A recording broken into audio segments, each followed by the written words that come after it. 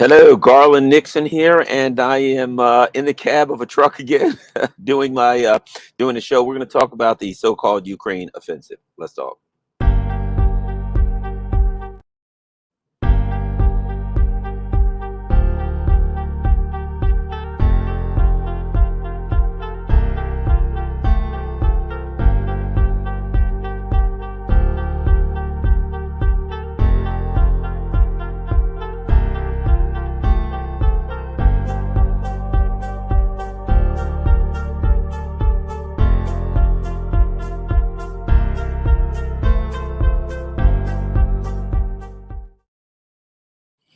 All right, Garland here. Hold on a sec. Mike, got to get my microphone going. For some reason, my All right, so everyone, let me know if the sound is okay. Everybody, let me know, is the sound going? I'm looking. I haven't seen anything yet. Got people in the chat. Let me know about the sound so we can get going. Because I had my nothing. Somebody, let's go. Somebody's going to say something about the sound in a second. And we're going to. Okay, I guess the sounds of Garland sounds good. All right, thank you. We work together. See, we're working together as a group, as a community to make these things happen. You good, says Dre B. All right, let's talk about this thing. The reality of this so-called offensive. Um, let's start here. The first clue that this wasn't really an offensive, that this was not a military maneuver, was the label of it, the importance to call this a counteroffensive, right? It's a counteroffensive, right? Now, it's not a counteroffensive because you're attacking static defense lines, right? An offensive is an attack, right? In the military, it's an attempt to gain ground to do something. So you launch an offensive, but in the context of this particular conflict, they had to label it a counteroffensive. Why? PR. The term counteroffensive implies that the other side has attacked first and that you're attacking now and that you are counterattacking, right? That they attacked and I'm counterattacking. Now, from one perspective, let me give them the benefit of the doubt.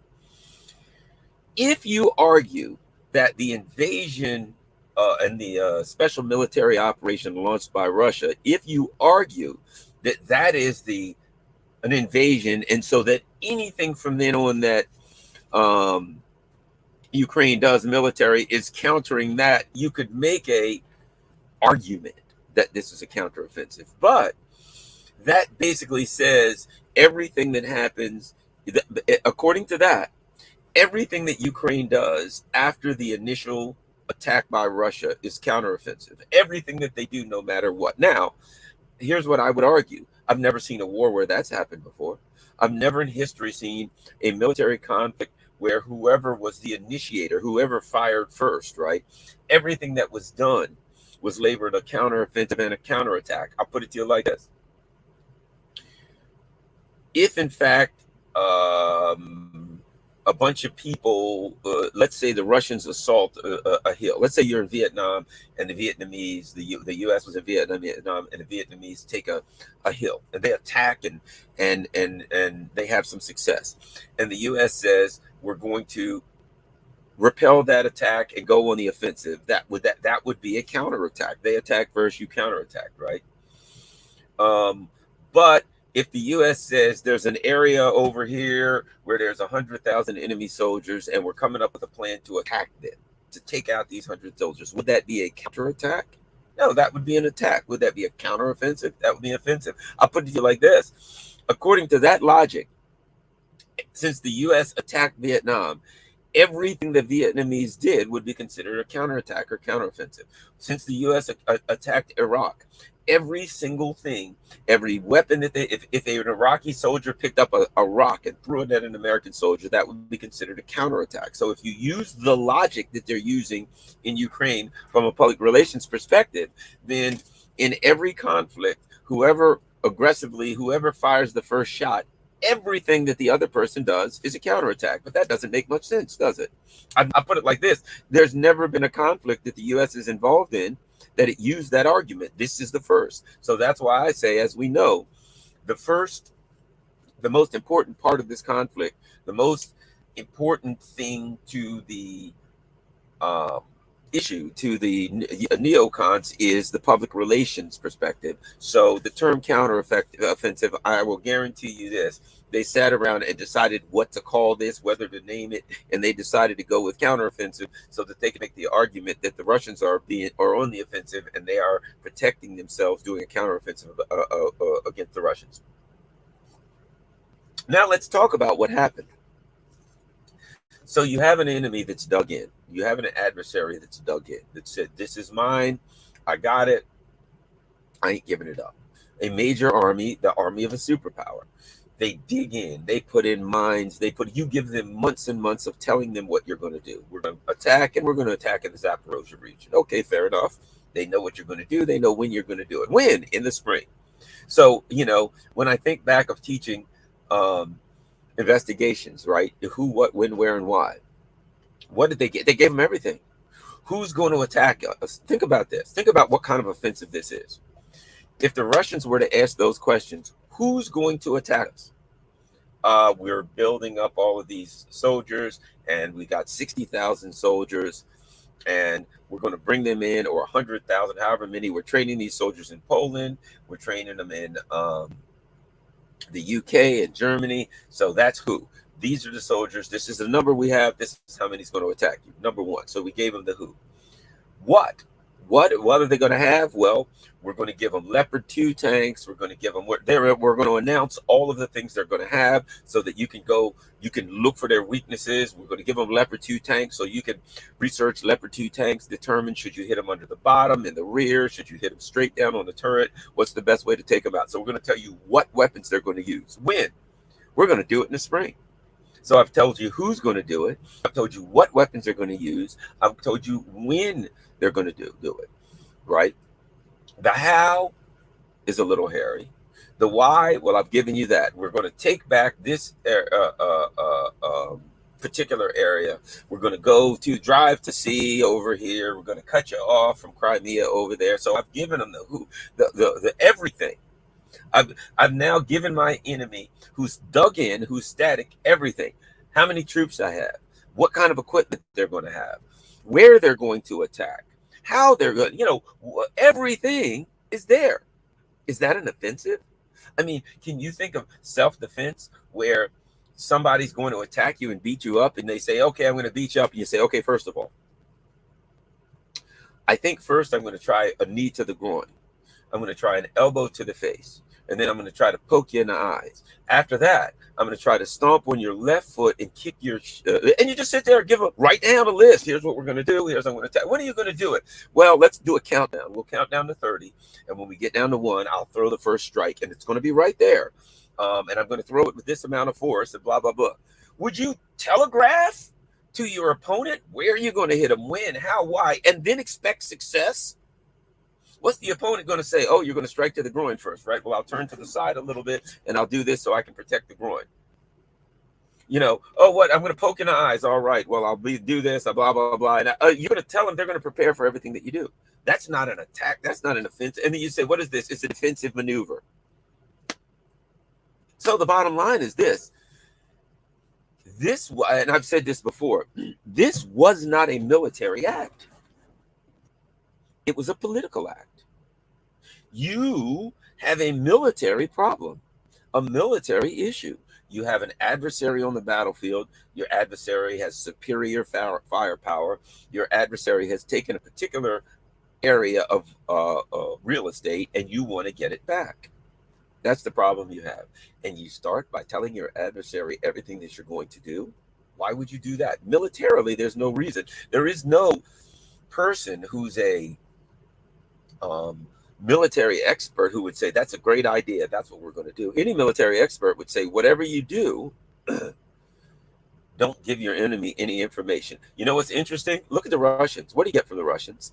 We blew up X amount of vehicles. The enemy lost X amount of people, this, that. What are you going to do next? And they tell him.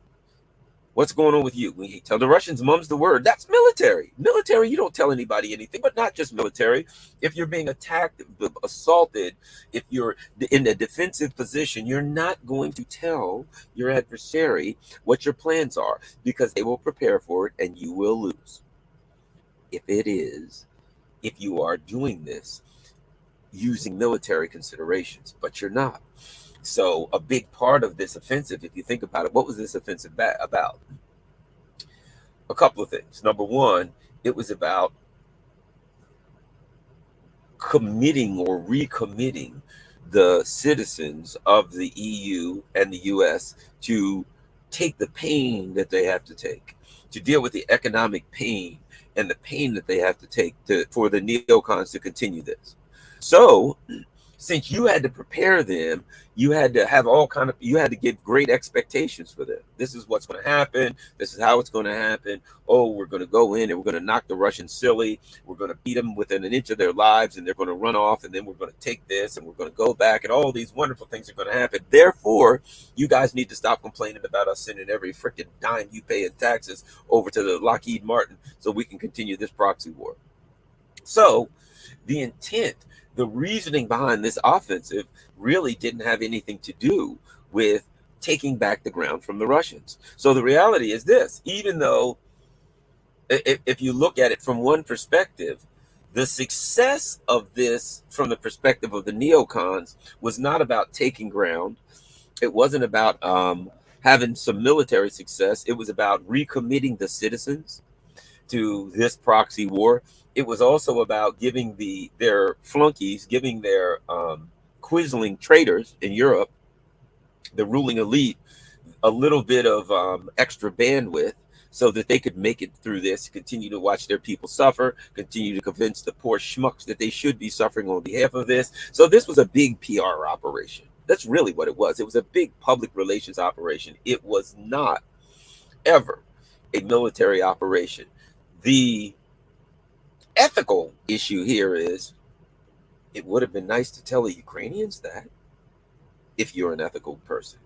It would have been a decent thing if you're telling people, I want you to go out on the battlefield and fight, that we don't expect you to survive.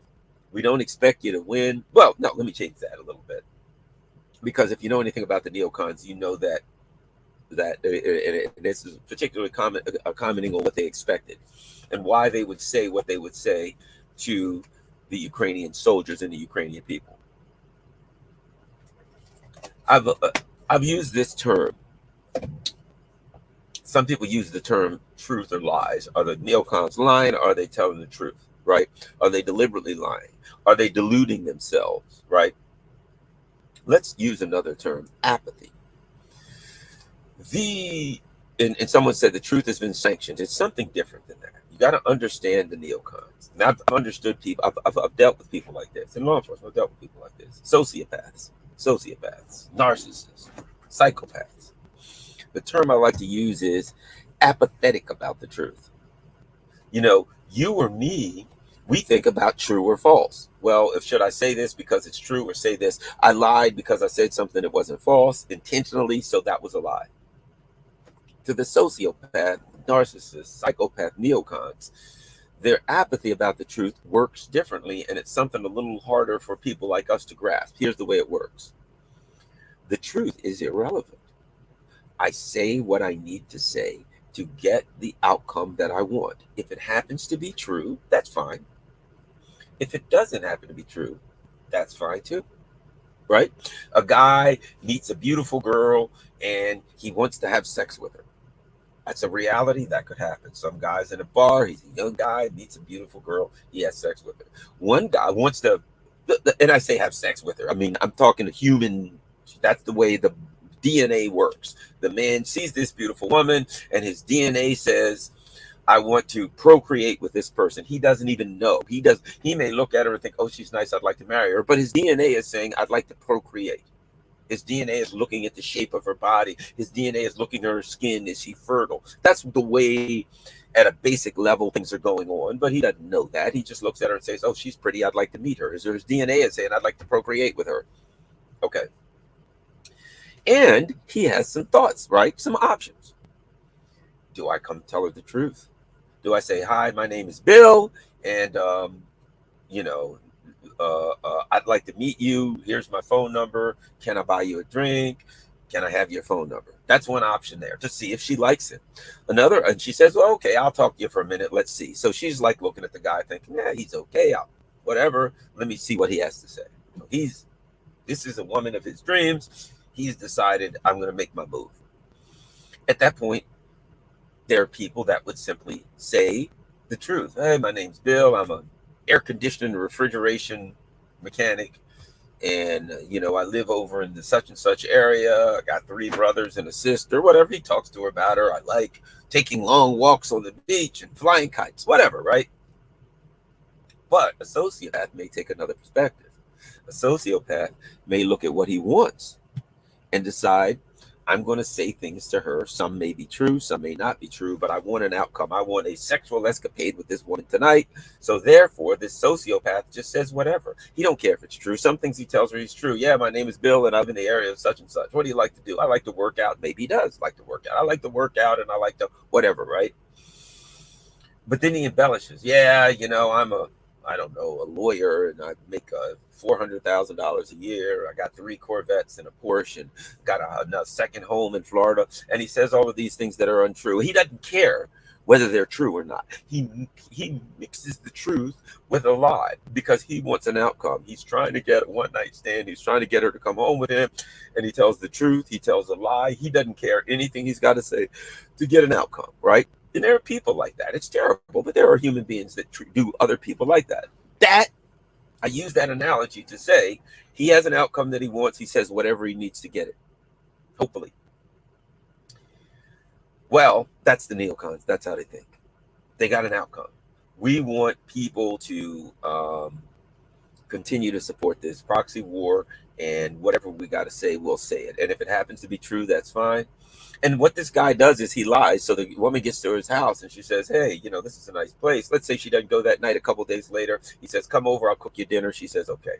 And she looks around and she's like, this is just kind of a little old townhouse. You told me you were a lawyer making $400,000 a year and you had all of these cars. And I see an old 87 Camry that you parked out in your driveway. Dude, I mean, your story sounds well. At the time that he told the lies, he didn't worry about what was going to happen in the future. He just wanted to get her attention at that time.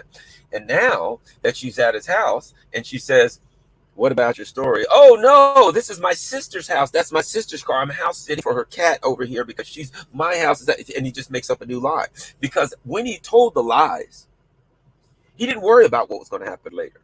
He just knew this is what I want now. I want to get her over there. When she gets over there, he'll come up with another lie. Now I'm house sitting my sister's cat. This is not really my house. And if another lie comes up, he'll make up another one when that time comes because he's just trying to get what he wants. That's how it's called being apathetic about the truth. That's how the neocons think. Do not project rationality upon them. Do not project some brilliant long-term scheme about them. They ain't who they are. That is not how sociopaths work. Sociopaths, for starters, here's a key. Narcissists, sociopaths particularly, they don't think about the ramifications of the actions that they're taking today. They don't think about the long-term outcomes, how they're going to deal with the outcome, how they're going to deal with the consequences. That's not how sociopath works. They act. I want this. I can get it. I'll tell you the story before that I've told other people before from law enforcement story. 2 guys are sitting in a car. They're cousins. They are true story. Cousins. One of them cashes his check, $500, puts the check in the armrest. They stop at 7-Eleven. He says, I'm going to go in and get a pack of cigarettes. His cousin is the only person in the car. Comes back out, the money's gone. He says to his cousin, hey, man, give me my $500. I don't know what you're talking about. I don't have it. What happened to the money? There was nobody in this car but you and $500, and now it's gone. There's nobody else that could have taken it. Come on, dude, give me the $500. I don't know what you're talking about. I don't have your $500. He calls the police. The police get there. And they say, dude, just give him his $500. And he says to his cousin, he says to the police, I just want my $500 back. I'm done with my cousin. He's such a problem. But I don't want him to go to jail or anything. I just as my family member, I just want my money back and I'll be done with him. So they all look at the cousin and they say, look, man, come on. We all know what time it is, bruh. Give the man his $500 back. You're going to be arrested. You're going to go to jail. It's not worth it. Just give him his $500 back and walk on about your way. Your cousin says he doesn't want any trouble. The cousin, who is obviously a sociopath, says, I don't know what you're talking about. I don't have it. The cops say, are you sure? We're going to pat you down. I don't know what you're talking about. I don't have any money. They pat him down. The money's in his sock. He knew it was in his sock. He knew he took it the whole time. He took the money, stuck it in his sock. Doesn't make any sense to you, does it? Doesn't make any sense to me, does it? But that, my friend, is the mind of a sociopath. A sociopath, when his cousin walked out that door, the sociopath is the ultimate Zen master, because the sociopath is in the present. Let the damn future take care of itself. So as a sociopath, his brother walks out of the car and he says, wow, $500. I want $500. It's right there. I can get the $500. I want it and I can get it. He takes it and he puts it in his pocket. Now, there's no thought of my cousin eventually is going to come back to the car and I'm next. No, I want it and I can get it. Boom. In my pocket it goes. Yay, I got $500. Now his cousin comes back. From the sociopath's perspective, you would say, dude, are you thinking about when your cousin comes back? And he'd be like, huh? I want $500 and I got $500. I don't know what you're talking about. I wanted it, I could get it, and I got it. His cousin says, give it to me. When the cops are saying to this guy, dude, you know you got it. We're about to pat you down and get it. The concept of thinking about the outcome wasn't there. No, I'm just going to say I don't have it. That's the position that I've taken, and I'm going to take that position. I'm not going to stop to think that within the next few seconds, everybody's going to find out the truth. No, that's not how sociopaths think. Boom, they get it, they take it, and they said, in fact, believe it or not, according to the officers, when they patted him down, they took the money out of his sock, they looked at him, and he put his head down and goes, oh man, I'm fucked. I'm screwed now. That's what he said. All of this. And his answer is, oh man, I'm fucked. Who did that to you, dude? But the issue is this. Because of his sociopathic tendencies, this was inevitable. Because he was never going to think about the outcome, about the ramifications of his youth. We probably all met people like that, where you shake your head and you say, why the hell would you do that? You know you're going to get caught. So why do I say all that? Let's go back to the sociopaths that are running this offensive, this genocidal kamikaze offensive. There are those of us who would look at it and say, dudes, you got like hundreds of thousands of Russian soldiers dug in, minefields. I mean, there's like literally no chance you're going to have success here. Really? Why would you do this? And the sociopaths are not thinking that far ahead. They're like, okay, what are we going to do today? Today, we're going to release a statement that says we got 20 more tanks. Yay! And we're going to release a statement that says we're training. They're in the present. We're going to do this and this and this. And the Russians will be scared about. And they're all in a room, a bunch of sociopaths talking about what they're going to do today. Let the future be damned. Nobody in that room is saying, sticking their hand up. Excuse me. Yes, Garland in the back of the room. Guys. We're sending a bunch of guys who are not well armed, who do not have an air force, who do not have an reasonable air defense, into a bunch of damn minefields. We win this. Garland in the back of the room would be thinking about the future. That ain't the way these people work. They'd be like, huh, what? No. Oh, no, it'll work. Let's get back to our plans for today. Hey, call over to France, see if you can get a couple more howitzers. And the reasonably minded people are having discussions. Well, you know, those howitzers, you got no air defense and no air force. Man, them howitzers ain't gonna be around. No. And they put it all together. And then who's going to write up the announcement? Jake Sullivan. How about you? Yeah, I'll sit down and write it up. So then he writes up this beautiful press release about what they're going to do, how they're going to do it, the angles they're going to take. The Russians only have shovels to defend themselves. They'll fold, they'll run, they'll panic. The Russians are going to panic. You haven't been reading history if you think the Russians are going to panic on the battlefield, but it doesn't matter to them because the past is history. That don't matter.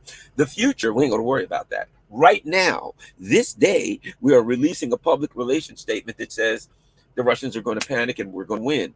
You would look at that and say, is that accurate? But now you're talking about the future again. Hey, is that accurate? Well, let's evaluate this and see how this will turn out. You're concerned about the future again. That ain't these people. At the time, they were doing what they do, which is setting up this offensive. So I say all that to set up the pretext for a conversation on the offensive, and that is, do not consider whether the neocons ever worried about winning or losing or the outcome. They're sociopaths, and sociopaths don't concern themselves with the ramifications, the outcome, the what's going to happen as a result of their actions. They're caught up in the present. Okay, let us continue. So now we get to the actual counteroffensive itself. All right, you got minefields laid up, you got all kinds of defenses, and now at this point, militarily, I'm not a military mind. Neither are you. You're not a military mind. I'm not. None of us are. Right? We're just having a nice conversation. So now you're sitting here, and we're all looking at it, and we don't know anything about the military, but we're saying, "Man, you gave the Russians 6. But what are you up against? They got minefields. They got people to attack you in the minefields. They got the minefields all set up with grids so that they know where to hit everything with artillery or bombs. They're laid back, and they have these minefields set up to channel you into different areas. That's kill zones. So what you're going to do is they have set up a trap. That's what it is. It's a trap. And you're going to walk into the trap. They don't even need bait. At least for a mouse trap, you need bait. You need something to draw the mouse in. Here you go. Here's some peanut butter. Smells yummy. In the mouse goes after the peanut butter. Flap, he's done, right? Maybe you have a humane trap. It catches them, you take him outside, you release it. Whatever. But at least you need bait. There's no bait needed here. They don't need bait for this, because the people who are sending these troops in know that the troops are going to die, and they see that as their job. In a proxy war, the job of the soldier is simply as cannon fodder to die. You're a proxy war. The worst thing you could ever be in is in a proxy war. If it's your country and you're at war, there will be some level of accountability. The people in the country will look at the leaders and say, why are you doing this? Why are you doing that? If it's a proxy war, your country doesn't even have leaders, because the leaders are simply puppets for an outside force. So if you say to your leaders in your Ukraine, hey, Ukrainian leaders, why are you wiping out all of our young men and throwing them into minefields? They just got to make an excuse, because they don't work for you. They work for the neocons in Washington. They're allowed to skim money. They're allowed to do all kinds of corruption so they can fill their pockets. And in return, their job is to throw young Ukrainian men and women onto the battlefield to die. And they're willing to do that. They've made that decision. Hey, man, what do I have to do to make lots of money? I got to throw these guys onto the battlefield to die. Let's go for it. And you've got another element there, which are pure fascist ideologues. And fascist ideologues are easy. You just say to the fascist ideologues, hey, you hate the Russians. Yes, they're terrible non-humans, right? Yes, absolutely. Good. They must be destroyed. We will attack and challenge them. And we will surely win, because they're stupid. They're non-human. So this will be an easy one. And the fascists and the ideologues just say, yes, let's challenge. Glory. We'll all go to Valhalla fighting the orcs. That's easy. They're they're suicidal. Throw them on in, right? So you now have a situation where you have an outside entity controlling a military through proxy, remote control of the Ukraine military, and the controller is the Ukrainian government. You now have let's put all this together. You have outside control of a military. You have outside control that is telegraphed to the adversary, their tactics, their weapons, their schedule, their calendar, everything. You have a military that's poorly trained, very poorly trained. I mean, a significant part of this military has had weeks or maybe a few months of training that often takes years, and new equipment, and not trained to fight together with that new equipment to any level whatsoever. They gave them something, and inferior equipment. For instance, they put some of these people in Bradleys. A Bradley, man, a 50 cal round will go through one side of a Bradley and out the other side. So if they got, forget getting hit with artillery, if they open up with 50 cals, they're going to, everybody in there is going to die. So you have some equipment that's fairly new, but it's out in the open in the middle of a minefield. You got some equipment that is okay, but it's not up to the task of what you need to defend against. And last but not least, you're driving out into the middle of a minefield, into prepared defenses. I don't care what they put you in, the odds of survival are zero. So this thing that was labeled a offensive, I think history will look at it, if we're really honest, as there's two ways you could put it. One is kamikaze attack, in that if I'm sending someone on a mission, knowing that they have virtually zero chance of return, it's a suicide attack. It's a whether it's in the East, and I mean in the Middle East they call them suicide bombers. Whether it's the Japanese call them kamikazes, whatever the term you want. If someone says, I want you to go in there and attack, do you think I'm coming out of it? There's really virtually no chance you're going to survive. Then what you have is a kamikaze attack. What you have is in theory, a suicide bomber. However, let me argue why I think that doesn't apply here. I don't think that applies here because the suicide bomber, even though he may be misled, even though he may be lied to, he acts of his own volition. Oftentimes a suicide bomber in the Middle East has decided, I want to kill whoever this enemy is, and therefore I'm going to go in and give my life for this cause, whatever this cause. So they have made a decision. They may have been lied to. They may have been totally misled, all these other things, but they're going to give their life for the cause. That's their decision. Kamikaze pilots, right? The kamikaze pilot has getting his own funeral in World War II. He gets in a plane. He knows that plane is full of explosives, and he's going to run that plane into the Yankee ship and blow it to smithereens along with himself. He's made that plan. That's what he's going to do. Whether or not you could argue that he was pumped up by, you can argue that he was pumped up by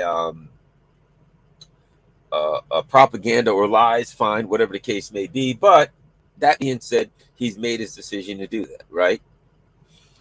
In this instance, you got something different because you have an outside entity saying to a country, you got the U.S. empire saying to a country, we want you, we are ordering you, we are telling you to send your people on a mission that they won't survive.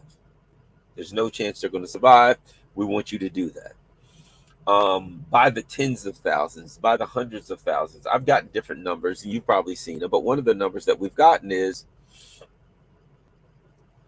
43,000 dead in 6 weeks or so, 6, 7, 8 weeks.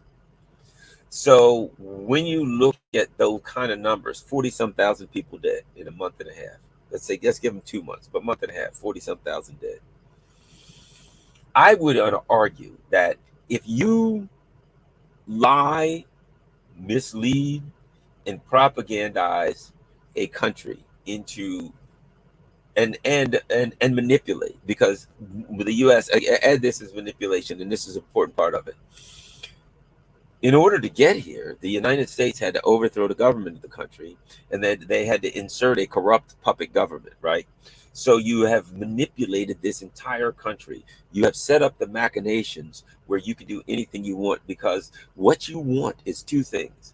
You want the illusion that this country has a leadership that's in charge, but you don't want them to have a leadership that's in charge. You want to be in control of the country, but you want the illusion that the country is independent as best as you can maintain that illusion.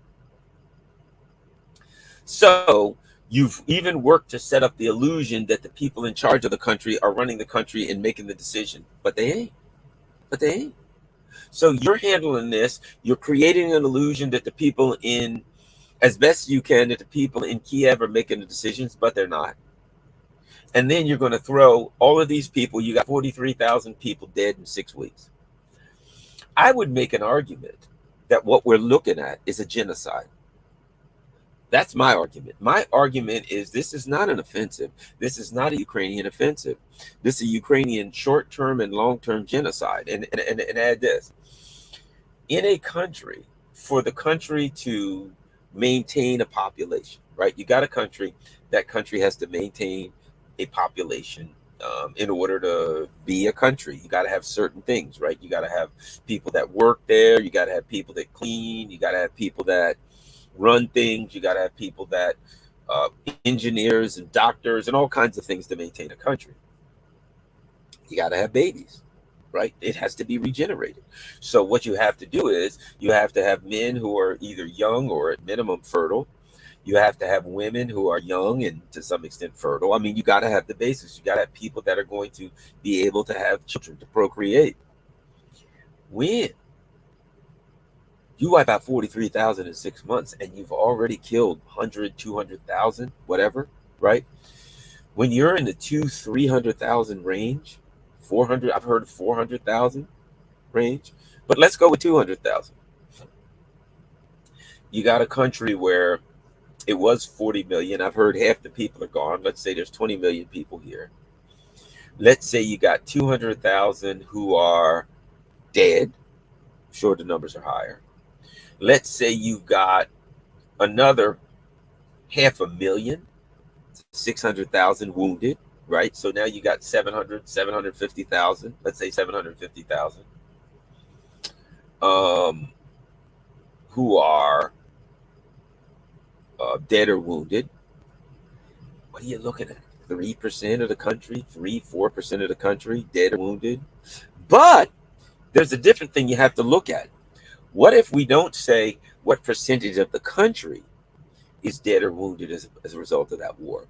What if you break the demographics down and say men who are fertile, working age, productive age males between the ages of, well, they're putting people in there as low as 16. So let's say between the ages of 16 and let's say 50.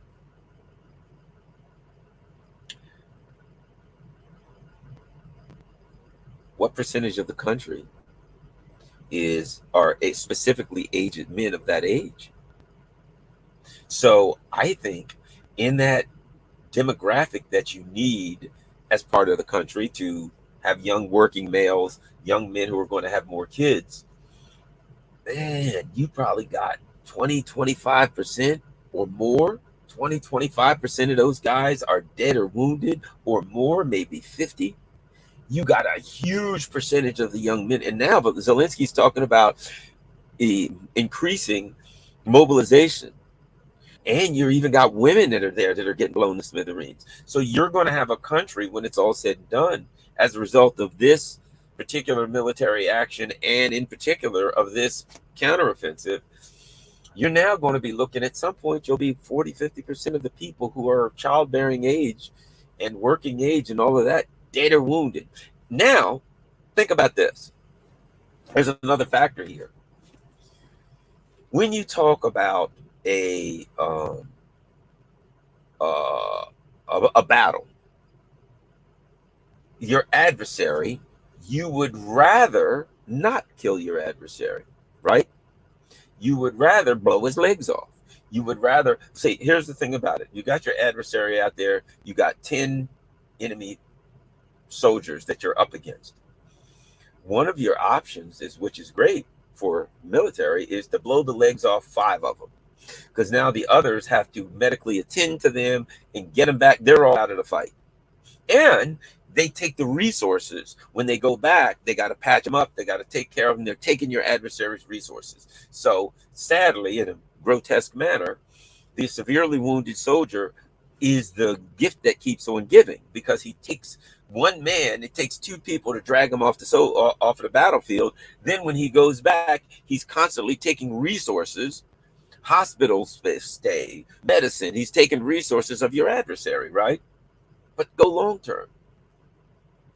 Now you have a country that's going to have a tremendous amount of people who got legs missing, who got arms missing, who are blind, who have severe head injuries, who are deaf from explosions near their ears. You're now going to have a country where you're going to have a huge number of people in this country who are severely wounded. Just think about it. You're gonna have people, a lot of people get blinded, right? Lose their eyesight. You got people who are blinded, they got to be taken care of. They can't take care of themselves. You got people who are missing arms, legs, who have severe head injuries. They're wandering around, they're in wheelchairs. They don't know. You're going to have a country full of crippled people, right? I guess you're not supposed to say that term anymore. I don't know. Whatever. That was the term we used to use. But people who are handicapped, whatever. It doesn't matter what term you use, crippled, handicapped, whatever euphemism you use. You're going to have people who need help to survive.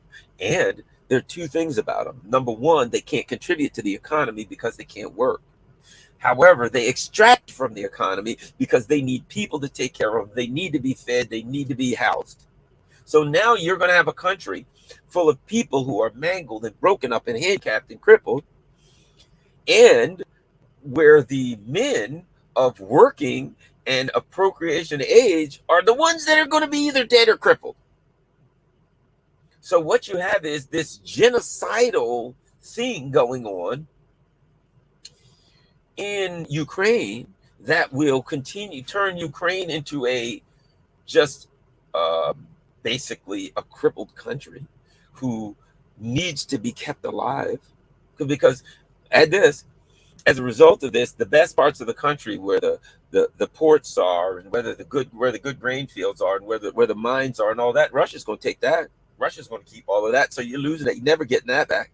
So the things that could create money and create wealth in that country, gone. Forget it. You're never getting them back.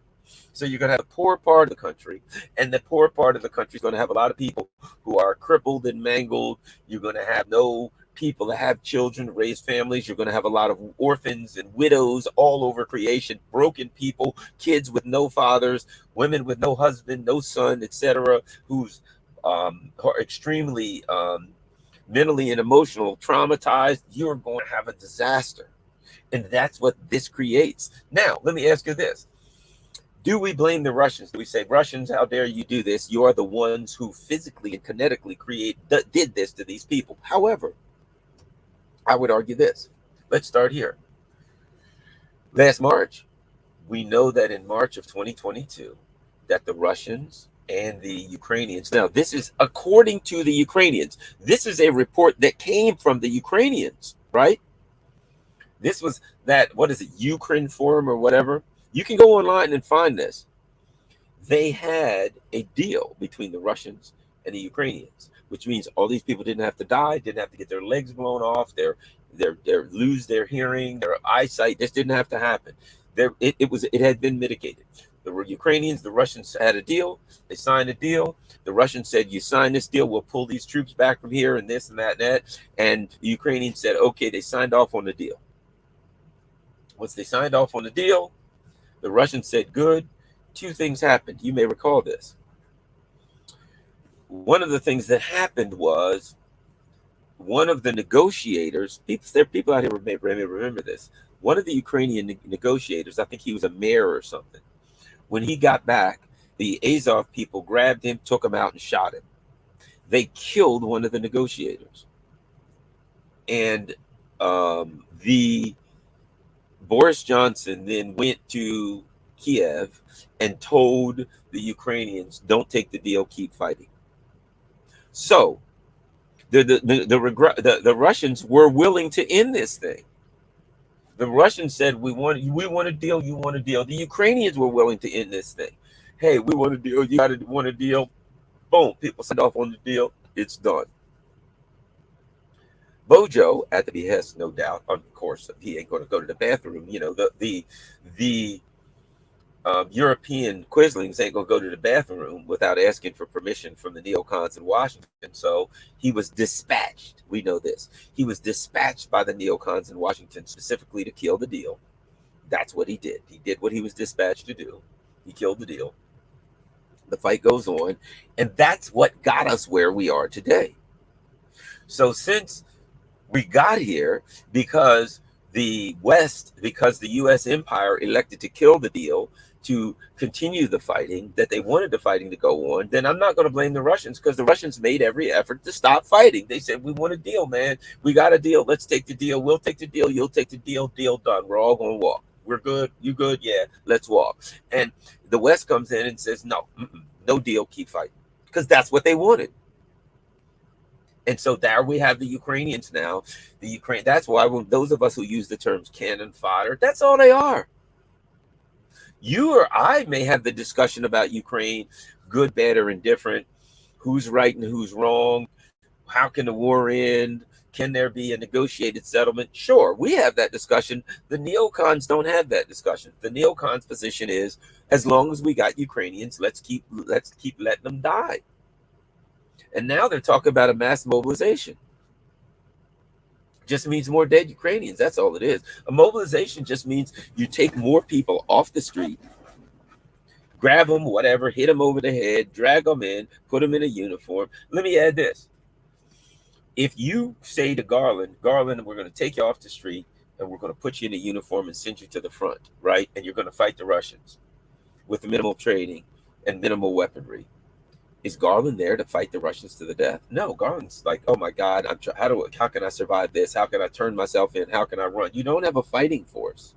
So as this transitions from to a fully mobilized military from the Ukrainians, you don't even have a fighting force. You don't have a real motivated military. You're just throwing real cannon fodder out. You're throwing untrained bodies out to die.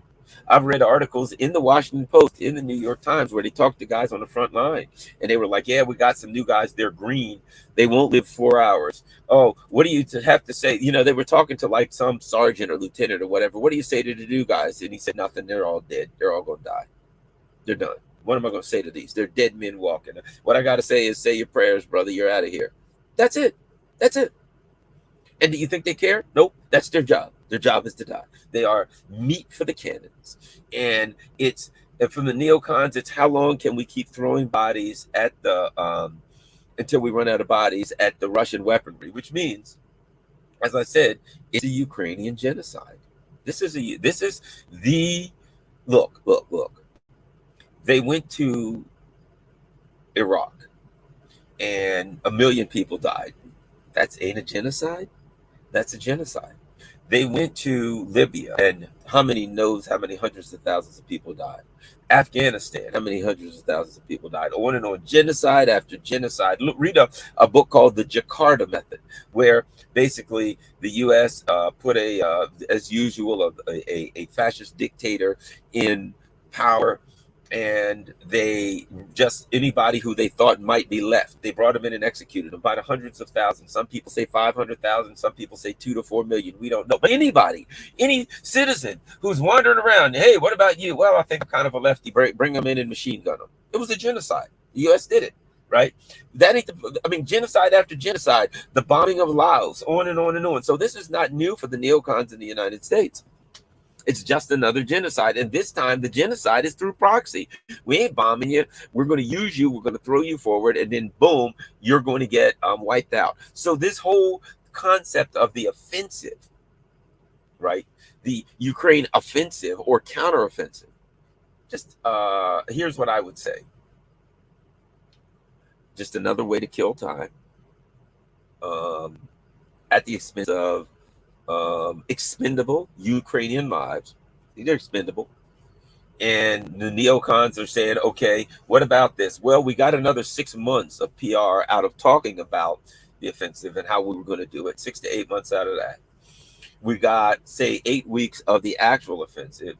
Then we can do another 3 to 4 months of making excuses and interpreting the outcome of it. That's all it is to them, of the offensive. They don't care about those young guys going there dying. We got another 6 months out of that. What about next? Well, let's talk about the offensive. I think we can get another 3 months talking about F-16s, and then we'll talk about F-18s, and then we'll talk about sending them nuclear subs. We ain't going to do it. Then we'll talk about building a moon base and giving that to the Ukrainians so they can attack from the moon base. Then we'll talk about going to Mars, and we'll take some Ukrainian soldiers to Mars so they can attack from Mars. It's just what public relations. Then we'll say, what about the aliens? Well, we've been talking with the aliens lately, and the aliens are like, hey, maybe we can work with the Ukrainians and give them a laser ship. It doesn't matter. We can get another 6 months, and meanwhile throwing the Ukrainians in there to die. And might I add, it's looking more and more like they're like, and I've said this jokingly, not really, in the beginning, where I would say that Biden and his team are saying we're running out of Ukrainians. How we fix for Poles? We got plenty of Poles to spare. Good. And when we run out of Ukrainians, we go to Poles. Romanians, maybe they're good. We can throw them in. The Poles, they're next up. And I look at same thing. The Polish people are now starting to wake up and say, man, the Banderites, they genocided us in the past, and they don't like us. And they'd like to genocide us again now, and that ain't a good thing. Why should we be friends with them? And the leadership of Poland is saying, shut up. Our sponsors in Washington, D.C. have said that we need to throw our young men out, just like the Ukrainians, to get mowed down. So what we're going to do is we're going to tell you the same way. We're going to go in, we're going to fight the Russians. They've only got shovels. We're going to destroy them. We've got this mighty army.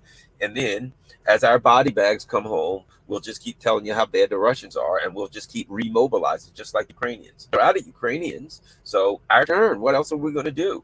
The neocons have told us as the leaders of Poland that it's our time to genocide and to sacrifice the Poles on behalf of these Banderites / Nazis / neocons. So let's do it. And then it's the Poles' turn. And you know who I really think about more than anybody here? Not just the Poles, because let's face it. If we look at reality, right? If a quick story. So one time, me and my buddy, people know that I used to do search and rescue on the bay, boating, hovercraft, all kinds of stuff, right, for years. It was a blast. I mean, terrible storms and weather. You're out searching for people at night in boats and all. I mean, it was like a movie, brother. It was really supercharging, right? One Sunday, me and my buddy Wayne, we're in Annapolis Harbor, chilling out. It's blowing like 35 miles an hour. We get a call, and we're just sitting there, and it's like January. It's like 30 degrees outside. I mean, it is not a good time, brother. You do not wheel on the bay. We were on at the time, the boat we were on was a 32-footer big boat. We weren't in a small open boat. We weren't going to take that. We had small Boston whalers open, but bad weather like that, we were going to take the big boat. The name of the boat was the Anne Arundel. So me and old Wayne, we get a call on the radio. What is it? We've got some people saying that there's this guy who left from shore and out of Annapolis in a kayak to cross the bay. And he's kind of a daredevil. And he left earlier today, and they haven't heard from him in hours. They expected him to be across the bay and calling them back within 5 or 6 or however many hours. They haven't heard from him. It's been 10 hours. We looked at each other. We're like, okay. So we take the boat and we go out. And if you know anything about search and rescue, you run search patterns, right? You run, squares, and you go smaller and smaller. And so we ran search patterns for a while till just about dark. And back then, oddly enough, you really had to know your navigation, because back then, now they have GPSs and you just use your GPS to run search patterns, right? Back then, dude, we had to use a chart and a compass, and we had to plot out our search patterns. You had to know your stuff, brother. Back then, as far as navigation, you literally took a chart and plotters and all that stuff, and you set up what your search patterns were going to be, and then you ran those coordinates and you ran that search patterns with no electronics. You did that yourself, right? Old school. So at any rate, so we run our search patterns. I love telling these old stories. We run our search patterns. No sign of this guy. Back end, they say, what do you think? We're like, the odds that he made it, he got two chances, slim and fat. Slim and fat are the chances of him surviving. Needless to say, we don't hear anything else from our daredevil. We come out the next day when it wasn't quite as windy. Helicopters run, everything. No signs of this dude. A couple months later, unfortunately, somebody finds his kayak and his body washed up ashore on the eastern shore. So, unfortunately for him, he made it to the eastern shore. He survived. When I thought about that, I thought to myself, look, if you were getting a friggin' kayak and you're going to go out in this bay in 30 knot winds with 35 degrees, it's kind of your time to go. You know what I mean? I mean, God knows, I'm sure his family loved him and all that stuff. But if you do something like that, it is your time. It is. The universe has said, time for you to move on to whatever we go into, to go back to stardust, my friend, to become whatever it is you're going to become when we die. It's his time, right? Get my point? Where I'm going with this. When I look at the polls and I say, you see what's going on next door, and you know that the banderites want to kill you just as bad as they want to kill the Russians. How do we know that? Because they've already done it. And if they get a chance, they'll do it again.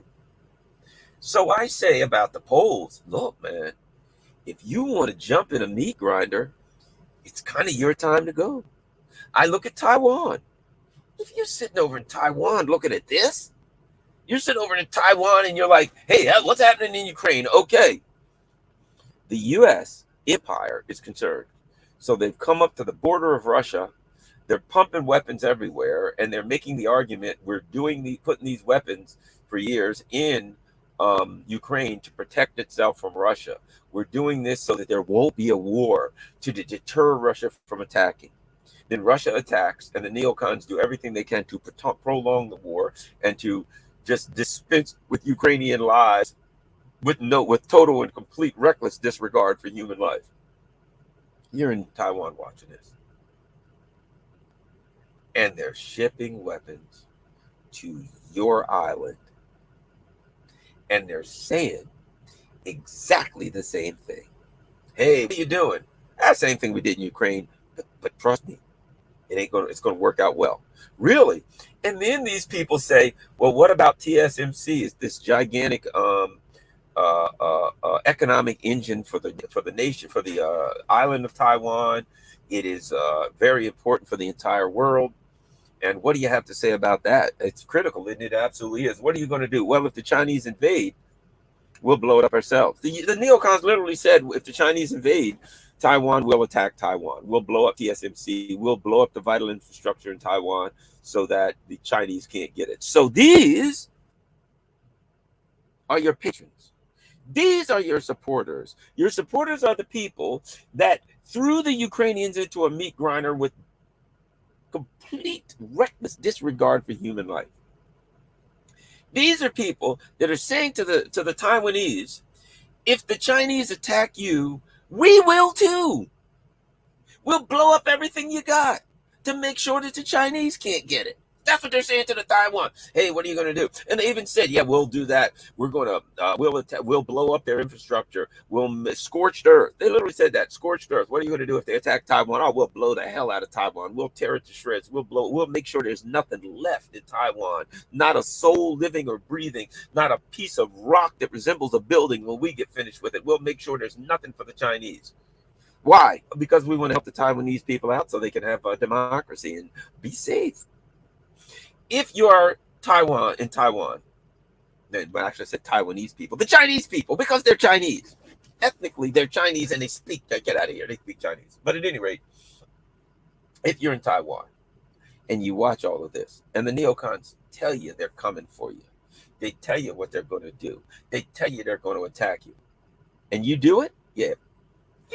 Then let's face it, if everybody on Taiwan gets killed, God knows I don't want one person on Taiwan to so much as get a hangnail. I don't want anybody in Taiwan to get a toothache, not even toe fungus. I want every person in Taiwan to be the healthiest human being on earth and to live a happy, joyful life and whatever they want to do forever. That makes sense, doesn't it? But if you're so damn stupid that you allow these neocons to drag you to be literally, think about this in the context, this is in the context of the Ukrainian offensive. If you watch this and you allow them to drag you, these people to drag you into being ground zero conflict between two nuclear superpowers, it's just your time. It's just time. The universe has decided, along with you, that it's time to go. You don't need to be here. I don't want anything to happen to you. My choice is that you don't go. My choice is that you're here. My choice is that you say, look, U.S., we ain't going to be Ukraine, man. That's bad news. We'd rather just go ahead and chill, dude. And you guys try to find another proxy because we want peace. That's the move to do, right? But you got leaders that the China says, look, man, you're pushing it close to the edge. I might have to kick your ass. And your leaders are like, we must get more weapons to stand up against China. They only got 1.5 billion people. Why we got 25 million people we couldn't possibly lose? You have people, you are much less equipped to defend yourself from China than the Ukrainians are to defend themselves from Russia, and their asses are getting ground up like mincemeat. And you are far less able to defend yourselves. So, in the context of this Ukrainian genocidal counteroffensive, if you watch this and you say, I don't think it'll work out like that for us. Yeah, well, actually, you're right. It won't, Taiwan. You know how it'll work out for you? The U.S. has already told you how it'll work out for you. Not only will China attack you and bomb the hell out of you, the U.S. has already told you they'll do the same. You don't see the U.S. saying, what are you going to do? Hey, how are you going to deal with Kiev? With Kiev? Well, the Russians are bombing Kiev, right? And we're going to bomb it too. We'll bomb the cities. The Russians will attack them from the east. We'll attack them from the west. We'll wipe these people. We'll bomb them. We'll destroy their infrastructure. We'll make sure that you don't see them saying that about Ukraine, but they're saying it about you. They're saying it literally. The neocons are telling the people of Taiwan, we will attack you. We will blow you to smithereens. The Chinese don't even have to. When we get finished with your ass, there ain't going to be nothing left for the Chinese to blow up. And the people in Taiwan are like, yeah, they're on our side, man. These are our buddies. They are looking out for us. This is going to work. Woohoo! Go for it. Again, I don't want to see Taiwan get chewed up. But if it does, you can't say that this was a mysterious act. You can't say if Taiwan ends up being blown to the point where there's nothing on that island more than 1 inch high, nothing but smoke and ash and rubble. If that happens, you can't look at it and say, oh my God, who could have possibly seen that coming? We had no precedent for this. We had no indication that Taiwan would stand up to China and somehow the Chinese would blow them to hell and that the Americans would come in and attack too. Perhaps when the Americans said that's what they were going to do, perhaps that was an indication that they'd actually do that. I don't get it. What? I'm confused. So I say, from a Zen perspective, here's the deal. And people might say, well, Garland, you're being callous and mean. And here's what I have to say from the perspective of Zen. You've heard my Zen story. I'm going to finish up with this.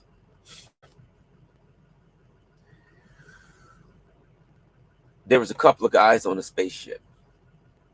They go across the galaxy, right? 500 million light years. They happen into the orbit of a sun, and there is a planet. Hey, let's check this planet out. They land on the planet. Oh, there's oxygen. We can breathe. It's great. Let's go for a walk. So they take off their stuff, and they go for a walk, and they walk about 10 miles. They see something ahead. Everything seems kind of flat, but there's something blue. And they walk up, and there's a blue rock. And they look at that rock. They've come 500 million light years, landed on a planet that they didn't even know existed, and they see a blue rock, right? That blue rock is exactly where it's supposed to be. That blue rock is in exactly the right place. Everything that happened in the history of this universe, if there was a Big Bang, from the beginning of that Big Bang, everything that happened in a way that destined that blue rock to be exactly where it is. Could be from an explosion, it could be from lava, all these things. But if we say there was a Big Bang, I'm not convinced, but if we say there was a Big Bang, that created a chain of events that that consummated with that blue rock being there. It was part of what had to happen, right? It's not the wrong place. Here's one of my point. There is not a grain of sand in the universe that's in the wrong place. You walk and you look at a weed. If you look at a blade of grass somewhere, everything that happened in the universe since the Big Bang, if it was a Big Bang, that blade of grass sitting right there was bound to happen. It was going to happen as a result. All that happened created that, right? All the odds against it, it's here. So I say all that to say this. The counteroffensive, you could look at it in the context of just one event. But from the day the U.S. overthrew the government of Ukraine, that counteroffensive was already set in motion. It was going to happen because they set Ukraine up to be a proxy against Russia and to hopefully weaken Russia. And then we move on to Taiwan. When they set that model forth to abuse Ukraine, and they looked over at Taiwan and they started pumping weapons into Taiwan, all of those things are set. So if you're sitting in Taiwan, look at what's going on in Ukraine. Everything that's happening in Ukraine is already set for you. It's set up. It's set up to happen. Your home to be blown, your businesses to be blown up, your young men to be massacred by the hundreds of thousands. All of those things are set in chain of events, are done. It just hasn't happened yet. Just like if you stand on a building and throw a bowling ball off the building, right? That bowling ball is going to hit the ground, man. It's that chain of actions that you've thrown it off. It's in the air. The physics of this universe creates a dynamic where there's only one thing that can happen, and that's that bowling ball hitting the earth. It's the way things operate in this universe. Here we are looking at Taiwan. If the Taiwanese people, Chinese people in Taiwan, do not wake up, if the people in China and in Taiwan do not determine that they want to go in another direction, they're like a bowling ball in the air. Can't hit. And what's going to happen to that bowling ball when it hits? Kablooey, right? So I would just say to the people in China, don't be a bowling ball in the air that's been thrown off a building. When you see that they're about to throw you off a building, just say, that don't work for us. The people in Taiwan should be looking at Ukraine saying, oh my God, we see what our future is. We ain't going to do it. But if they do, can you feel sorry for them? You know, if they keep voting for these U.S. puppets that are going to throw their lives away, I don't like it. Don't want it to see. These are men, women, and children. It's terrible. But they've made a choice with accurate knowledge, right? That guy who got in that stinking little boat, right, to cross the bay, knowing the wind, knowing the weather conditions, all that kind of stuff, right? In that kayak, he knew that it was a very dangerous situation. He knew the environmental factors. He knew that those things could kill you. And he elected to take that chance. And the outcome is what it is. The people in Taiwan looking at it, you can't say, can't ever figure out how this would turn out. The U.S. will come to our rescue. Think about this. Even if the U.S. did, which they won't, even if they did come to the rescue of the people of Taiwan, you'd still be ground zero for the battle, which means even worse now. China and the US are fighting in Taiwan over Taiwan.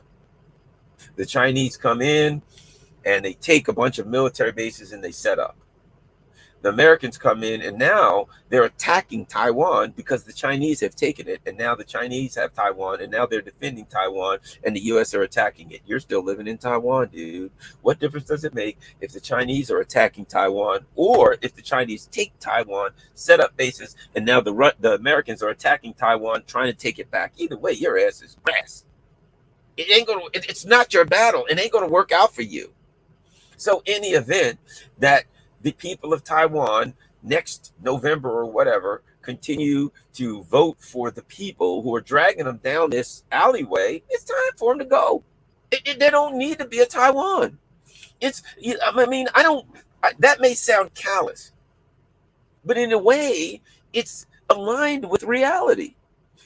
When let's just say the dinosaurs were there, and if, as many people believe scientifically, this meteor hit and created a dynamic where the dinosaurs all died. Okay. The universe's decision at that time, you can call it a decision, you can call it the direction of the universe, was it's time for the dinosaurs to go. Love them. It's been a nice run. Have fun, dinosaurs. It was great having you around. You wandered around, you roared, you bit people. Now it's time to go the direction of, your bones are going to turn into a rock. Somebody's going to dig it up and make a movie called Jurassic Park. That's where we are now. And the universe decided that's the direction we're going. It's just, it's not an ethical thing or a moral decision for the universe. Hey, man, meteors strike and dinosaurs die. That's the way it is. You could make that argument right now. If a meteor dropped out of the sky and smushed me, the decision by the universe is that it's time for Garland to go. That's why Garland enjoys his life every day, because that universe is going to make that decision one day. And until such time as that happens, I'm going to have some fun. The people of Taiwan, they're kind of making a decision themselves. The universe is like, hey, guys, tap them on the shoulder. Hey, Taiwan. People of Taiwan are like, huh? They're like,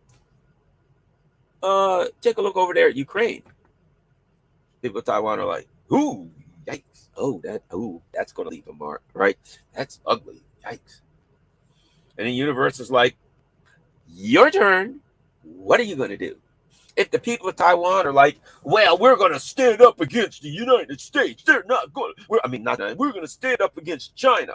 The United States, they're not going to do us like they did the people of Ukraine. They got our backs. They're going to save us. And then they're going to come in and, okay, granted, they said they were going to blow the hell out of us if the China invaded, but we're going to ignore that. And then we're going to go forward. If the people of Taiwan take that position, I'm guessing the universe has decided there don't need to be people of Taiwan, because we know how that's going to turn out, don't we? Or if some of them survive, let's pray that some of them survive. The universe has decided that there needs to be far less people of Taiwan. I don't want that decision to happen, but it is possible. All right, so let's look, and we're going to see if we can see the super chats. There are people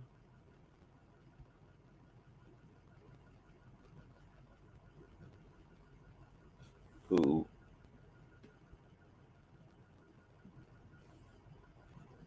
all right, if there are any super chats, I think there's a few. I will do my best to answer them.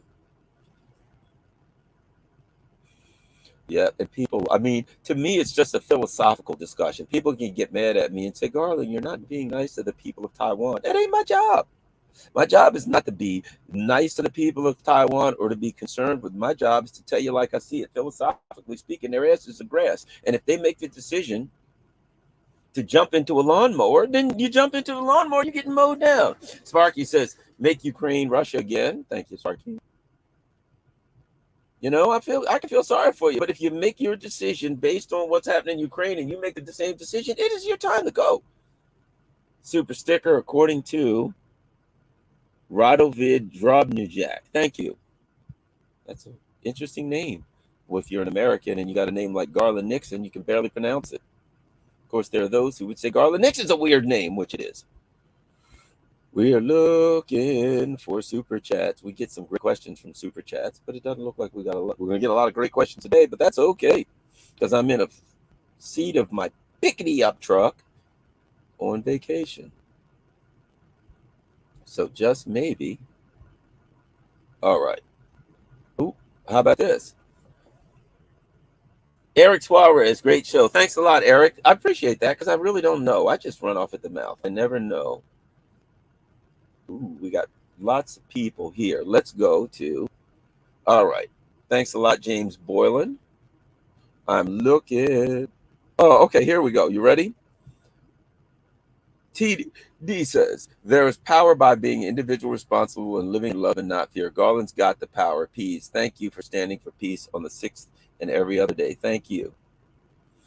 TD says, one of the saddest lessons of history is this. If we've been bamboozled long enough, we tend to reject any evidence of the bamboozle. We're no longer interested in finding out the truth. The bamboozle has captured us. It's simply too painful to acknowledge, even to ourselves, that we've been taking. Once you give a charlatan power over you, you almost never get it back. Carl Sagan. Here's what's interesting about that. There's a great book called The Confidence Game by, I think the woman, I don't know her name, but it sounds like Zakharova. It is a Russian sounding name, but the confidence game is the con game, right? And that's one of the things they talk about in this show. That's a great comment from TD. And that is that when you've been conned, right? You've been conned by someone. Oftentimes, let's say the police come to your door and they say, you know, you were supposed to do a business a deal with Mr. Nixon. Yes, we've arrested Mr. Nixon. He's a con artist and he just stole all of your money. And people will literally defend the con artist to the police. No, you don't understand. Mr. Nixon's a good guy. He never did. They're like, he's a con artist. He's got a history. We caught him with a bag of money, running away with your stuff, and we got him down at the police. You've been conned.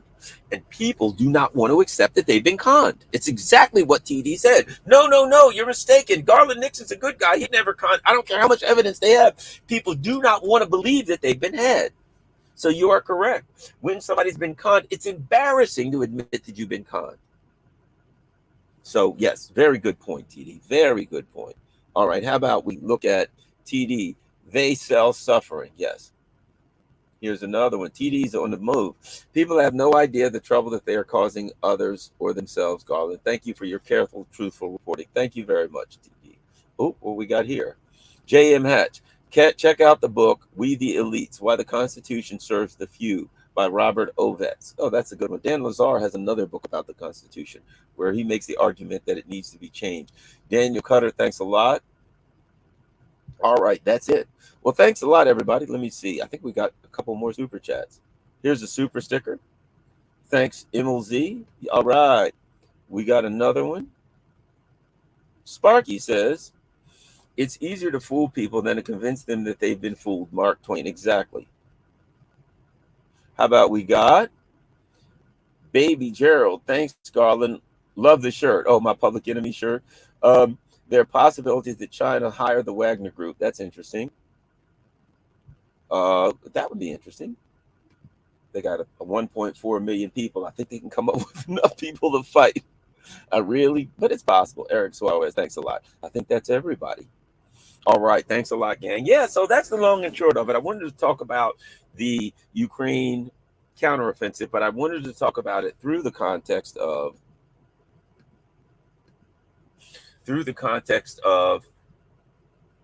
the public relations end of it, the fact that it's a genocide that is being perpetrated by the DC neocons. And the important point I wanted to make about that is that the fact that the Russians and the Ukrainians came up with a deal and were willing to stop the war, in my opinion, somehow takes the responsibility for this away from the Russians to a great extent. I mean, let's face it, me and some guy have a dispute and we're getting ready to go to Knuckle Junction. And then we sit down and say, look, man, I tell you what, you think I owe you $5. I tell you, I don't owe you any money and we're going to fight. Why don't we do this? I'll give you $2.50, meet you halfway, and we won't fight and we'll walk away. And the guy says, make it 260 and you got a deal. And I say, here's another 10 cents. So I give the guy 210. So we lay it on the table. $2.60 is the deal. Yes. How about you? I say, yes. We shake hands. We got a deal. We're not going to fight. And somebody comes along to the other guy and says, don't take that, man. Garland's a piece of crap. I wouldn't let him do that. No, do not take that 260. I want you to go for it, and I want you to fight Garland with everything you got. Fight him for me, because I hate him, and I need Garland dealt with. I need him taken out. Don't you take that $2.60. You go fight Garland now. And the guy says, okay. So the guy calls Garland back and says, Garland, come back. Yeah. I just decided not to take the 260. We're going to have to fight.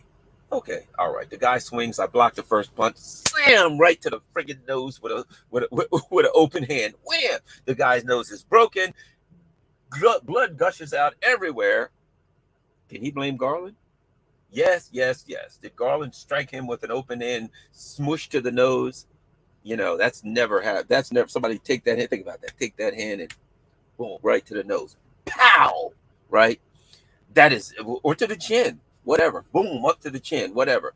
At open hand, wham! Right? Did Garland deliver the blow? Yes, he delivered the blow. But Garland made a deal that he didn't want to fight. Garland walked away. You walked away. You shook hands on the deal, and Garland said, nah, man, I don't want to fight. Let's settle this peacefully. You said, okay, you had a deal. And you came back and you said, never mind. And then you got your ass whipped. You got what you had coming to you. Don't blame Garland. Garland, you know what I mean? It's like blaming. You get struck by lightning, you blame the universe. Man, you're standing out in the middle of a field holding an iron rod up in the air. Don't blame the universe. It's what the universe does. You stand in the middle of the field holding an iron rod in the air. It is the nature of this universe that it's going to fry your ass with a lightning bolt. Hey, there's a thunderstorm. What are we going to do? Hold this flagpole up in the middle of this green field. But I think if I do this, well, yeah, shut up here. Wham! Ah! I got electrocuted. It is the nature of the universe to electrocute idiots to do that. It is the nature that if you make a deal with Garland and you both decide to walk away and you renege on a deal, that he's going to smush your friggin' nose with an open hand. Don't blame Garland. It is the nature of the universe that you had a deal, you broke the deal, and now the universe has delivered an open hand blow to your friggin' nose and smushed it. It is the nature of the universe that if you are at war with a superpower next door and you make a deal with that superpower to walk away and you renege on the deal, that they're going to smash your ass into the ground. Don't blame the people who did. The universe delivered that to you. Nature delivered that to you. Reality delivered that to you. Stand in front of a tractor trailer coming down the road at 60 miles an hour and then blame the tractor trailer. It is the nature of the universe that you're going to get hit by this tractor trailer and you're going to be a bug on the windshield. You're going to get mad at it? Hey, that shouldn't have happened. Yes, it should have. So now that's where we are. It's that nature. We don't have to like it, but we know what's going to happen if we see some schmuck run out in the middle of you might go, no, and close your eyes when you see this guy run out in front of a tractor trailer. But you know the nature of physics, what's about to befall this guy. And his ass is the one that ran out in front of the tractor trailer. Now, unfortunately, he might grab somebody else and take with him, and they die too. Not a good thing to happen. You may feel really bad about it, but you knew it was going to happen when you seen him in front of the tractor trailer, right? And they stood on the side of the road and watched some other guy run in front of a tractor trailer. Bloop, he's gone. And they're like, I know. I'll run in front of that tractor trailer. Sure, it won't kill me. They can see that, but that's what's going to happen. That's what we're looking at here. We're looking at people observe the United States do this too. The war on terror. They take out Libya. They try to take out Syria. They take out Iraq. They do all this murdering around the world, and they come to Ukraine, and the Ukrainians are like, oh, yeah, they'll never do us like this. Those people in Africa. No, they're looking out for our good. Really. And now you got Taiwan, the Philippines, South Korea. Hey, the United States, Australia. How about Australia? Hey, the United States is looking out for us. They told us that what we need to do is screw over our number one trading partner and get ready for war with our number one trading partner. A country that we have no reason to go to war with. We're doing quite well. You do that. There's something coming that you ain't gonna like. Best case scenario, China starts looking at you economically. Let's say you don't have a war, you've lost their trust, and they say we're moving in a different direction. And you say to China, well, the war didn't happen. Can we go back to doing business like we did before? And China says, oh, hell no. We're building up Africa, Latin America, the Middle East, Russia, Eurasia. We're going to do business with the parts of the world that we trust. We do business with you, take a hike. And you've lost your number one business trading partner in your best case scenario. But that's what was in store for you based on the decisions that you made. All right, let's see. Somebody right?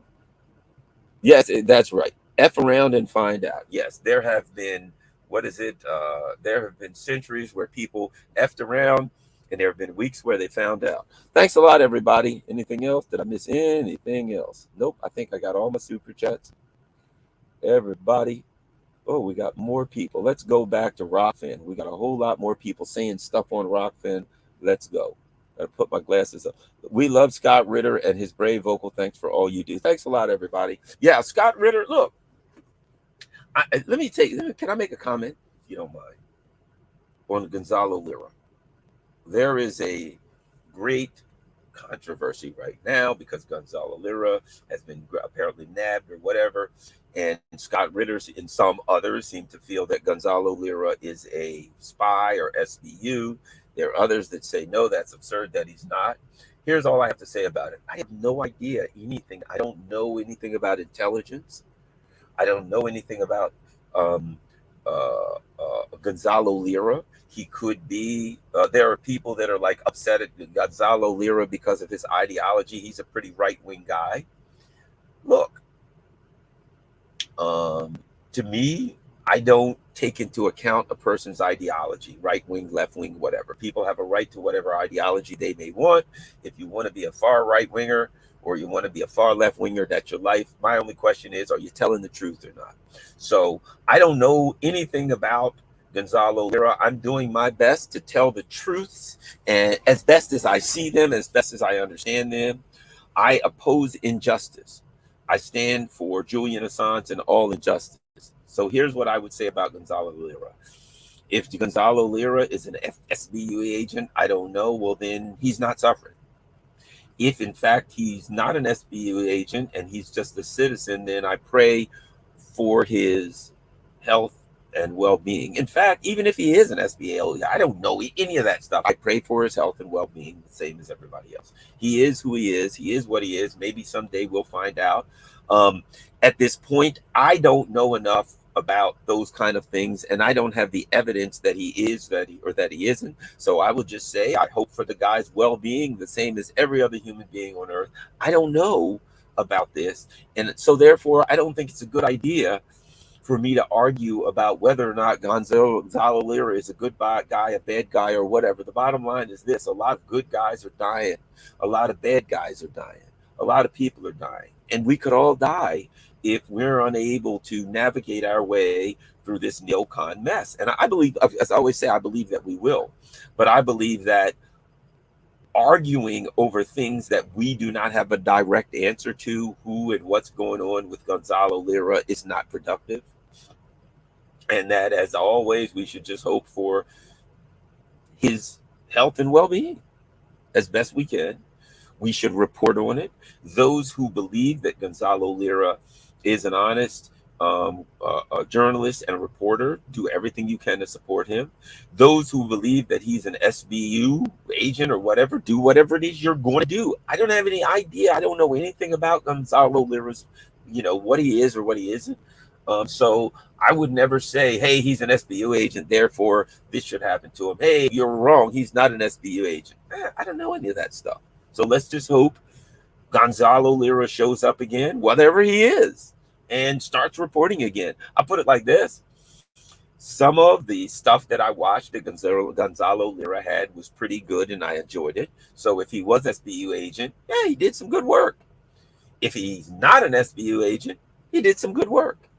So I don't know any of that. And that's something that I will leave other people to argue about, because that's not relevant to my position. My position is this is a dangerous conflict, and we need to do everything we can to get honest information out about it, stand up against it. We got Julian Assange. We need to stand up for Assange and do everything we can to try to get this guy freed. We got a lot of things we need to work on. And if, in fact,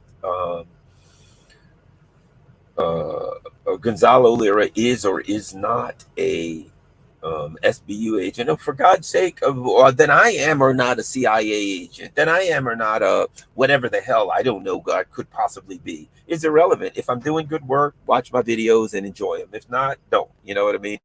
And do everything you can to address the big picture. That's all I'm saying. So Scott Ritter is a good friend of mine. Scott Ritter does fine work, and I just hope Scott Ritter keeps up the fine work. And I just hope that the various, and this is important to me, that the various people out here, Scott Ritter, the Duran, Brian Berletic, I go on with the names, don't get hung up in a turf war where they fight over whether or not Gonzalo Lira is an agent or a good, honest worker or whatever. That they don't get into the point where they're hurting the cause of getting honest and open information and evaluations of these situations. You know, the fact of the matter is this: every minute that somebody spends talking about whether or not Gonzalo Lira is an honest actor, an SBIU agent, or whatever, is a minute that they could have spent addressing the important issues here. So to me, I say, however things work out for Gonzalo Lira, I hope and pray that he is an honest actor and that he is working to further the cause and that he gets home and free and he's healthy. If in fact that he's not, well then that's out of our control and we have no way of knowing the truth about it. So we should leave it alone until we got some level of evidence, and we should focus on addressing the conflict and the possible conflict in Africa and the possible conflict in Asia and the potential for a nuclear holocaust that we all need to work on preventing. How's that? I don't know if that's the right thing to say, but that's how I feel. So thanks a lot, everybody. Let's go. Any more super chats? Eric Suarez says, Gonzalo should just shut up now. If he's the real, he is taking unnecessary risk. I don't know. Is he back? I thought he was, last I heard he was arrested. I haven't heard anything from or about Gonzalo Lira since he was going to the Ukrainian border. If anybody has any more updates, please put them in the chat because I don't know. Sparky says, Scott should have held his tongue until Gonzalo got to safety because by accusing Gonzalo of being FTS, he may take people in countries, he may make people in countries reluctant to help him. Well, Scott's going to do what is Scott's nature to do, you know, as his in person. To me, I'll put it like this: to say Scott shouldn't have said that is like looking at a fish and saying that fish shouldn't have swam. It should be flying. It is the nature of a fish to swim. That's what makes it a fish. It is the nature of Scott to take the positions that he says and agree with them or not agree with them. That's who Scott Ritter is, and I accept Scott Ritter as the person he is. And if he's right, he's right. If he's wrong, he's wrong. I don't know. But that's not my fight. You know what I mean? That is not my fight. We got bigger fish to fry right now, unfortunately. And again, I hope Gonzalo Lira gets home safely. Has anybody heard anything? Let me see. I don't know what's up with him. I don't know. Yeah, that's what the people are saying. So apparently there's nothing new. I'm looking in the chat. Nothing new on Scott Ritter. Sparky says, perhaps Gonzalo's story doesn't make sense because Gonzalo may have overthought the escape or otherwise been too clever by half. Scott's worried about hypothetical people getting fooled. Well, as I said, you know, we got a major conflict here. We've got nuclear dangers. We've got our dear Julian Assange. So, you know, let's see what happens with this, and let's hope for that. For either way, whatever's going to happen with Gonzalo Lira, I'll say this.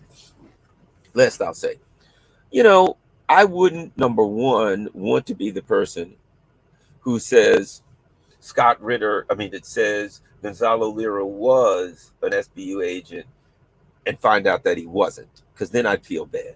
I wouldn't want to be the one who says, no, he's not an SBU agent and find out that he is, because then I've misled people and I've worked on behalf of the neocons. So instead, there's nothing wrong with saying, I don't know. There's nothing wrong with that.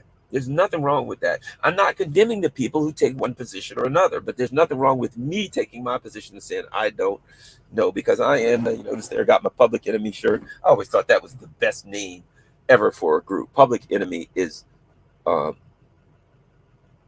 Garland is losing viewers.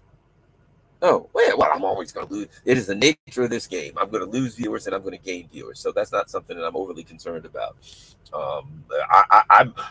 I've never been a person who is embarrassed to be ignorant. Ignorant is a lack of knowledge. I've never been embarrassed to say I don't know the answer about Gonzalo Lira. And I would feel really bad as a person if I were to say he's an SBU agent to find out that he isn't and he's been tortured. I would feel bad. I'd be like, man, that's a pretty shitty thing that I've done. Me. Everybody does things different. But by the same token, I'd feel pretty shitty if I screamed, he's not an SBU agent, he's the best guy, and I found out later that he was. Either way, I would feel bad. I don't want to take that position, to put myself in a position where I've misled people because I was convinced. That's who I am. That's not who everybody is. And some people are absolutely convinced that he's an SBU agent. Absolutely convinced that he's not an SBU agent. And those people should have that discussion, but I don't want to have that discussion. This is the end of it. This is the last I'll say of it. I'm going to get back to the things that I can control, that I know about, of the positions that I can take, that I know about. That's what I'm going to stick with. And everybody take the positions that you take. I'm fine with that. If you believe this or that about him, hey, man, that's who you are. But I don't know. And until at some point, I'll be able to say, well, this is what we found out about him, and this is where we are. I will report what we find out. How's this? I'd like to be a journalist. I will report what we find out about Gonzalo Lira, but I'm not going to do something that I would feel bad about one way or the other. How's that? I think that's fair, don't you? Gonzalo Lira is probably being tortured and brainwashed into believing that Joe Biden is the greatest president in American history. No idea. But free Assange, and let's hope things work out the best for Gonzalo Lira. If he's an innocent guy who's been nabbed by the SBU, let's hope they let him go. If he's an SBU member, then he won't be tortured or whatever. We don't know these answers. We don't know, and I'm not going to pretend that I do. Thanks a lot, everybody. Oh, anything left? I think.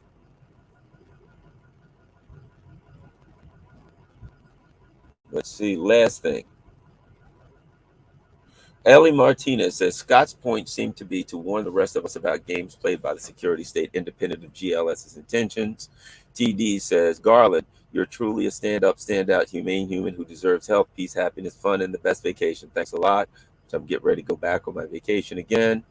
Alina Martin says, we love Scott Ritter and his brave voice. Thanks for all you do. Scott does some great work. Thanks for everything you do, from Malcolm Byrne and me. Yay, Liz. And I got to get in touch with Malcolm when I get back. He's really a great guy. Thank you. Garland, says James Boyahan. Liz Hill, thanks a lot. And I think that's it. All right. Thanks a lot, everybody. Wow, it's 1 o'clock. 1:04 here. I'm out. Thanks a lot, everybody. Have a wonderful day. Wow, an hour and 37 minutes. This is my longest one yet.